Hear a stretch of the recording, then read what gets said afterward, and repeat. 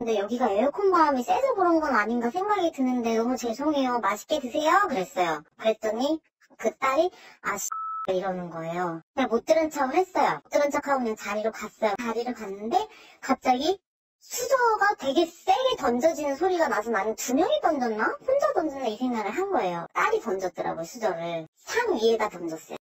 자, 칼국수집 사장님이 제보를 주셨는데 사건의 발단은 이 곰탕을 시키면 함께 나오는 밥 때문이었다. 네, 그렇습니다. 사건은 8월 6일에 점심시간이 이제 조금 지난 시간에 밥 먹으러 온 모녀로부터 이루어졌는데요. 이 모녀가 닭칼국수와 곰탕을 주문했어요. 그래서 이제 뭐 곰탕하고 그 곰탕에 나오는 밥하고 칼국수를 갖다 줬습니다. 근데 이제 밥 뚜껑을 열어놓고 밥을 먹은 게 아니고 칼국수를 먼저 먹었대요. 그러고 나서 이제 조금 있다가 밥을 먹었는데 밥을 먹자마자 직원을 부르더니 네. 밥이 말랐다 그러면서 이제 뭐 좀 화를 내는 거예요.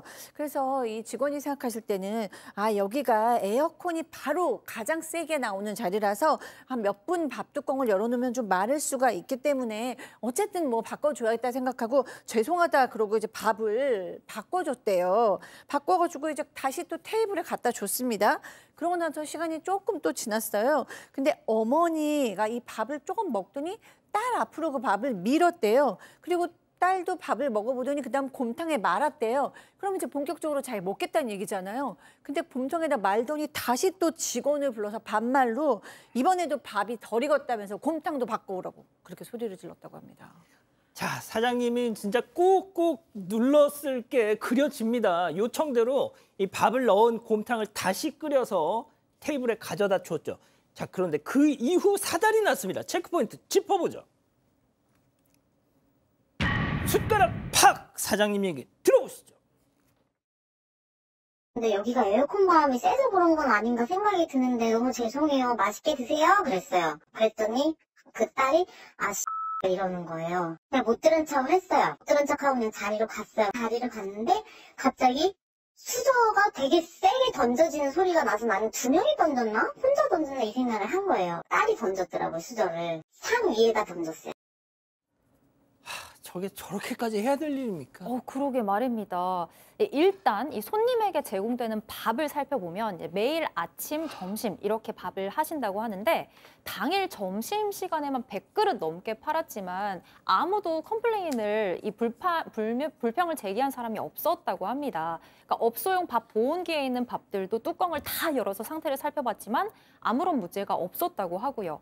하지만 그래도 이제 문제가 없지만 꾹 참고 밥을 만 곰탕 뚝배기를 다시 끓여서 가져다 준 건데 주면서 또 다른 밥은 이상이 없습니다. 에어컨 바람이 세서 밥이 좀 마른 것 같은데 죄송합니다. 맛있게 드세요. 라고 인사까지 했는데 딸 손님이 갑자기 그 심한 숫자 욕을 했던 겁니다.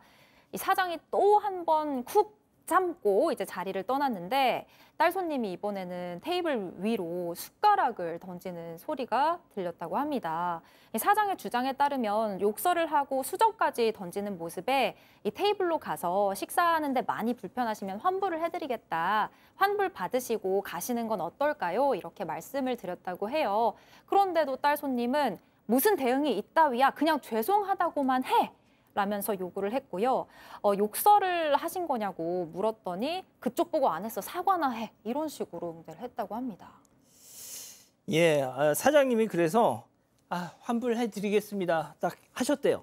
자, 그런데 그 환불 과정도 순탄치가 않았대요. 네, 일단 모녀잖아요. 한 사람은 곰탕, 한 사람은 칼국수였고 곰탕을 가지고 그 사달이 났던 거 아니겠습니까? 그 사장님이 지금 칼국수는 드셨으니까 곰탕값만 환불해 드리겠다라고 그렇게 얘기를 한 겁니다. 그랬더니 또 이 어머니 쪽이 테이블로 가가지고 갑자기 그 칼국수 그릇 들고 가서 들이밀면서 자 봐라 이게 그대로 다 남겼다. 근데 야, 안 먹었잖아. 예, 4분의 1 정도만 남기고 다 먹었다라는 거예요. 사장님에 따르면.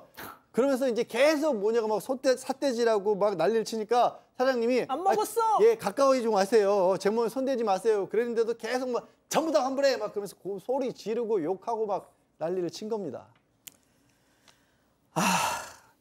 칼국수도 곰탕도 다 환불해 줘! 막 하니까 결국 사장님은 예, 알았어. 다 환불해 드릴게요. 하셨어요. 자, 그런데 이 모녀 손님 마지막 순간까지 그냥 가지 않았답니다. 사장님 얘기 들어보시죠. 당장 환불 다 하라고 막 둘이 난리를 치는 거예요. 그래서 환불해줄 테니까 나가세요. 그래서 전체 취소를 했어요. 전체 취소를 하고 영수증을 딱 들고 있는데 확 낚아채요. 맘카페에 다 올릴 거야 너. 막 이러더라고요. 이제 옆에 사장도 나왔어요. 소리 듣고. 소리가 들려서 나간 거죠. 사장님이 경찰을 이제 부르겠다, 영업방해죄를 부르겠다고 하시니까 그때부터 이제 그 모녀분들이 좀 이제 부랴부랴 좀 도망가려고 하는 그런 느낌을 제가 많이 받았거든요. 아, 이 전가의 보도, 맘카페.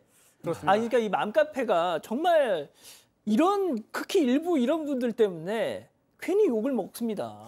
아, 그러게 말입니다. 지금 이 사장의 이야기에 따르면은요. 전체 환불을 해준 거잖아요. 결국은 해줄 의무가 없어 보이지만 다 해줬어요. 그런데 여기서 끝난 게 아닙니다. 그 후에 또 이 영수증 관련해 가지고 또 문제가 생긴 거예요. 이게 비슷한 사건이 사건 반장에도 계속해서 소개가 되고 있습니다. 왜냐하면 취소했으면은 그 다음에 그냥 가면 되잖아요. 하지만 그 영수증이 필요한 거 아니냐라고 생각이 드는데 그 이유가 있습니다.